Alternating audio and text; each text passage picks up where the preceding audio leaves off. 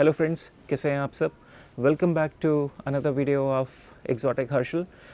इस वीडियो में आज हम बात करेंगे एरियोकार्पस के ऊपर। And before we start this video I want to shout out to my friend Manoj भाई, जिन्होंने मुझे मोटिवेट किया इस वीडियो को बनाने के लिए। So thank you so much Manoj भाई। और उन्हीं के सजेस्ट करे हुए टॉपिक्स के ऊपर आज हम डिस्कशन करेंगे। इस वीडियो में आपको मेरे सभी एरियाज़ में फ्लावर्स भी देखने को मिलेंगे। तो नवंबर दिसंबर में मैंने जितने भी वीडियो शूट करे थे, जब ये फ्लावरिंग टाइम था एरियाज़ का, उन सभी वीडियोज़ को मैंने इसमें स्टिच किया हुआ है।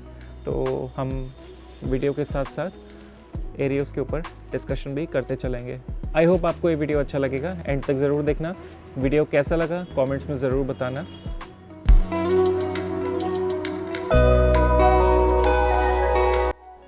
तो यहाँ पर आप देख सकते हैं एरियोकार्पस ट्राइगोनस में बर्ड्स आई हुई हैं, और इसी तरह से और भी एरियोज़ में बर्ड्स आपको देखने को मिल रही हैं। तो ये बर्ड्स और ये फ्लावरिंग एरियोज़ एंजॉय करते चलिए, और यहाँ पर मैं डिस्कशन स्टार्ट करता हूँ एरियोज़ के ऊपर। तो सबसे पहला जो बेसिक पॉइंट है, जो बहुत से लोग कंफ्यूज होते हैं ये लेके कि एरियोकार्पस ऑब्वियसली इज़ अ कैक्टस, और इसकी फ्लावरिंग तो विंटर्स में होती है। तो क्या ये विंटर ग्रोइंग है या समर ग्रोइंग है? तो सबसे पहले इसी चीज़ के ऊपर हम लोग डिस्कशन कर लेते हैं।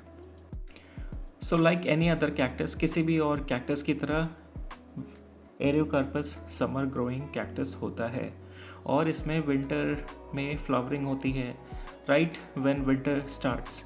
सो मेरे यहाँ तो ये नवंबर में फ्लावरिंग स्टार्ट हो जाती है, और कंट्रीज़ में आप देखोगे तो थोड़ा सा और अर्ली फ्लावरिंग स्टार्ट हो जाती है। तो जैसे ही फॉल समर स्टार्ट होता है, इनमें बर्ड्स नज़र आना स्टार्ट हो जाती हैं। तो इनका ग्रोइंग मंथ समर हो गया, जैसे कि बाकी कैक्टस का हो गया, और flowering month fall summer. North India में यूजुअली नवंबर में इसमें फ्लावरिंग स्टार्ट हो जाती है। अब बात कर लेते हैं लाइट। तो इसकी लाइट रिक्वायरमेंट कैसी होती है? तो एरियोकार्पस को ब्राइट इनडायरेक्ट सनलाइट चाहिए या फिल्टर्ड लाइट चाहिए, अदरवाइज़ ये सन में स्कॉर्च यानी बर्न हो जाएंगे। तो बेस्ट जो लाइट इसको चाहिए वो फिल्टर्ड चाहिए, या तो आप इसको शेड नेट के अंडर ग्रो करो। एंड रिमेंबर, कैक्टस के लिए green shade net is a big no. Green shade net आप बिल्कुल भी यूज़ मत करो, वाइट शेड नेट यूज़ करिए कैक्टस के लिए। तो आप शेड नेट के नीचे भी ग्रो कर सकते हो, या मेरी तरह पॉली हाउस बनवा के आप उसके अंदर भी एरियोकार्पस को ग्रो कर सकते हो। बात कर लेते हैं सॉइल की। तो सॉइल इसका वेल ड्रेनिंग होना चाहिए, जैसा कि और किसी भी कैक्टस का होना चाहिए। और अगर आप चाहो तो इसमें प्यूमिस परलाइट भी ऐड कर सकते हो, बट मेरा जो सॉइल मिक्स सब कैक्टस के लिए रहता है वही एरियोकार्पस के लिए रहता है। आप यहाँ देख सकते हो, मैं सिंडर और वर्मी कंपोस्ट का मिक्सचर यूज़ करता हूँ, और टॉप ड्रेसिंग में प्यूमाइस यूज़ करता हूँ। तो ये टॉप ड्रेसिंग तो प्यूमिस की है, बट नीचे इसके सिंडर और वर्मी कंपोस्ट है। यहाँ पर आप वीडियो में देख सकते हैं, मैं एरियोकार्पस फिजोरेटस में पॉलिनेशन कर रहा हूँ, क्योंकि मेरा पॉली हाउस के अंदर सारा कलेक्शन रखा हुआ है, तो मुझे मैनुअल पॉलिनेशन करना पड़ता है।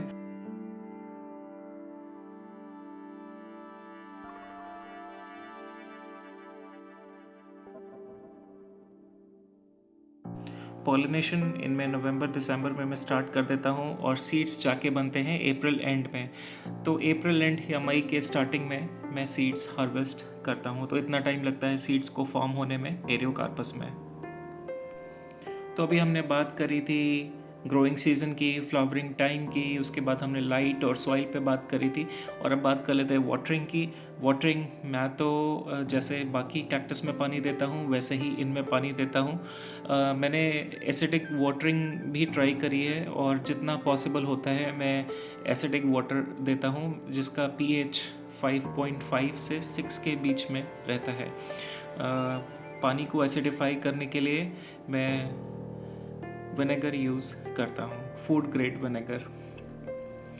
तो वाटरिंग यूजुअली मेरी वंस इन अ वीक होती है समर में, जो कि इसका ग्रोइंग पीरियड है, और विंटर में तो ना के बराबर। आई मीन अभी देखो वेदर आपने देखा होगा, जो ये नवंबर, दिसंबर, जनवरी, फरवरी था, बहुत ज़्यादा ठंड नहीं पड़ी थी। मैं तो कहूँगा ठंड ना के बराबर पड़ी थी। तो नवंबर, दिसंबर और जनवरी, फरवरी, इन 4 महीने में मैंने अपने एरियाज़ में 2 बार पानी दिया था। 4 महीनों में 2 बार।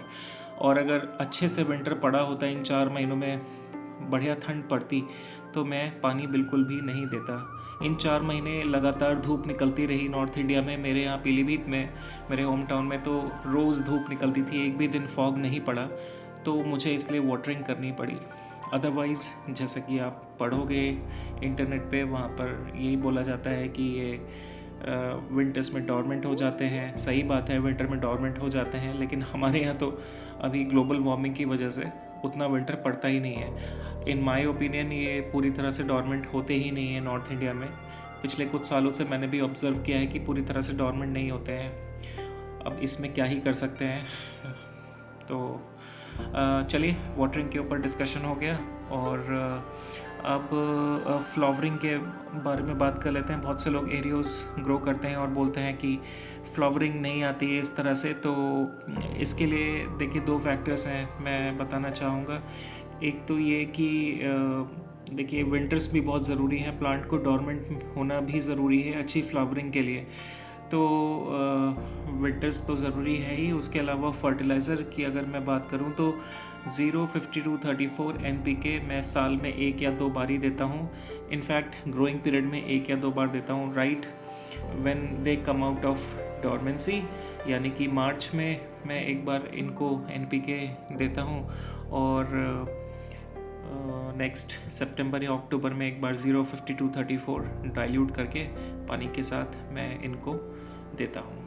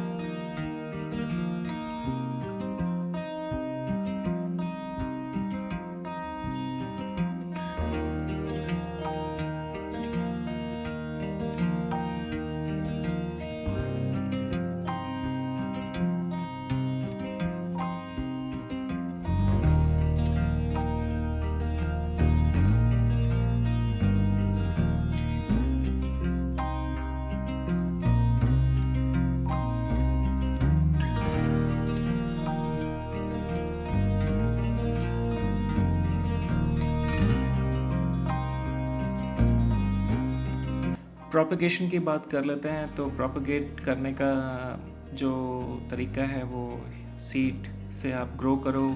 सीड से ग्रो करने के बाद मैच्योर होने में प्लांट्स को तो डिकेड्स, सालों साल लग जाएंगे। तो एक फास्ट तरीका है, जैसा कि आप वीडियो में देख रहे हो, सीड से ग्रो करो और पेरिस्कोप्सिस पे ग्राफ्ट कर दो, या फिर और स्टॉक्स पे आप ग्राफ्ट कर दो। ये भी एक तरीका है आई मीन प्लांट को एंजॉय करने का कम टाइम में, क्योंकि सीड से तो ग्रो करने में तो बहुत टाइम लगता है मैच्योर होने में। और ये तो प्रोपगेट करने का तरीका हो गया।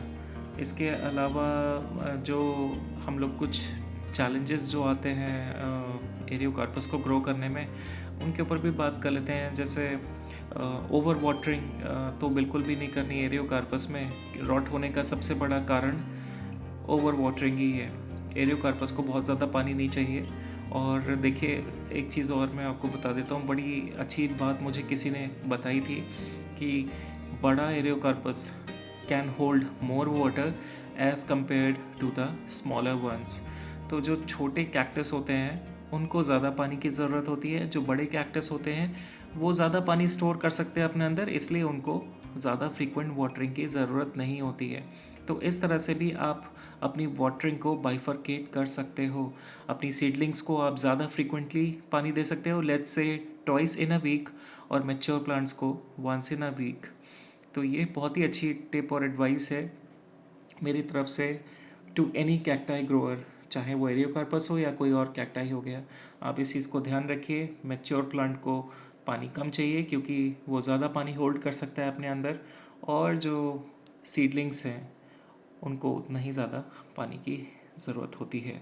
यहाँ पर आप देख रहे हैं वीडियो में एरियोकार्पस एगेवॉइडिस है, ये पेरिस्कियोप्सिस के ऊपर ग्राफ्टेड है और इसके ऊपर ओवर अ डजन फ्लावर्स आए थे। तो बहुत ही कम एज का ये प्लांट है और इसमें देखिए कितने फ्लावर्स आए हैं और इससे सबसे ज़्यादा सीड्स मुझे मिलते हैं।